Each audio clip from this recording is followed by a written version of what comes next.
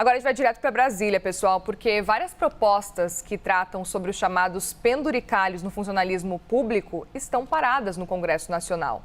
É uma questão que voltou ao debate depois do ministro do STF, Flávio Dino, suspender o reajuste para os servidores legislativos que o Congresso tinha aprovado lá no começo da semana, em torno aí de 5 horas, durante as discussões que duraram só 5 horas, né?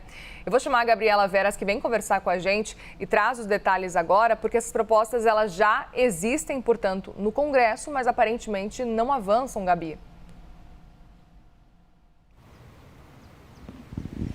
Oi, Muriel. Pois é, já existem no Congresso dezenas de propostas que tratam sobre o tema, sobre essa questão dos supersalários, das verbas indenizatórias, dos penduricalhos dos servidores públicos de uma forma geral. Nessa lista, a gente cita a reforma administrativa, aquela questão do PL dos supersalários, como ficou conhecida, que foi criada lá em 2016, ou seja, há 10 anos atrás, né? A proposta chegou a ser analisada na Câmara, no Senado, só que sofreu algumas alterações, teve que voltar aí, portanto, para análise, mas ficou parada por lá mesmo. São propostas de uma forma geral, Muriel, que tratam sobre esse tema, como eu disse, mas que atacam diretamente as chamadas verbas indenizatórias de uma forma geral e que trazem esse debate para o Congresso Nacional. Para ser mais precisa, essa questão do PL dos supersalários foi o que mais avançou.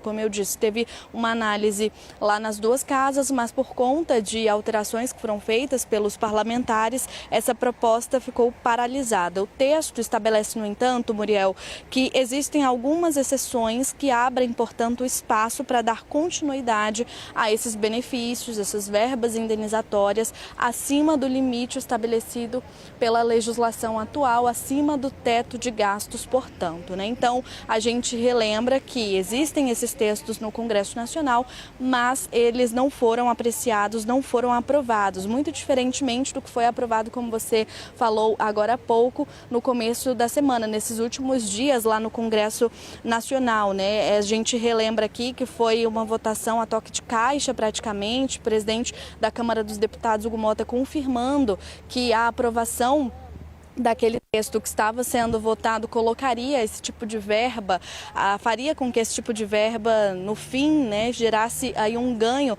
acima do limite estabelecido, acima do teto de gastos, e foi quando teve essa determinação do ministro Flávio Dino determinando que essa revisão fosse feita por todas as esferas, por todos os servidores, por todos os órgãos, né, aqui do país. Essa revisão deve ser feita de acordo com essa determinação do ministro Flávio Dino em até 60 dias. E se não for uma verba indenizatória, um penduricalho, como ficou conhecido, que está na legislação daquele poder, daquela cidade, enfim, daquele estado, isso precisa ser paralisado, isso precisa ser cancelado. A gente relembra, inclusive, só para finalizar rapidamente, que uma votação vai acontecer no próximo dia 25 de fevereiro, lá no Supremo Tribunal Federal, para que os outros ministros analisem essa determinação mais recente do ministro Flávio Dino, que deu um prazo aí de 60 dias para que Executivo, Legislativo e Judiciário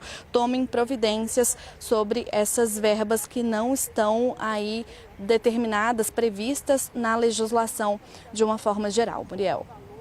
Perfeito, Gabriela. Obrigada pelas informações. E em entrevista ao Bastidores CNN, a deputada federal Tabata Amaral, do PSB, criticou a aprovação desses penduricalhos para os servidores públicos e, segundo a parlamentar, o momento é de aproveitar a decisão do ministro Flávio Dino, do STF, de suspender esses benefícios para pressionar o governo, que deve revisar a questão em até 60 dias. Precisa aproveitar esse movimento do STF com o ministro Flávio Dino para pressionar o Congresso Nacional. Foi criado ali uma coisa tão maluca, tão desconectada da realidade das pessoas, colocando que a cada 3 dias de trabalho, servidores da Câmara e do Senado terão, né, com isso aprovado, a um dia de folga. E se eles não quiserem tirar essa folga, eles podem receber isso em salário. Com isso, na totalidade, a gente está falando de servidores que vão receber R$ 77.000 por mês. É errado que isso seja criado para aumentar o salário desses servidores, contrariando a Constituição brasileira, que coloca um teto.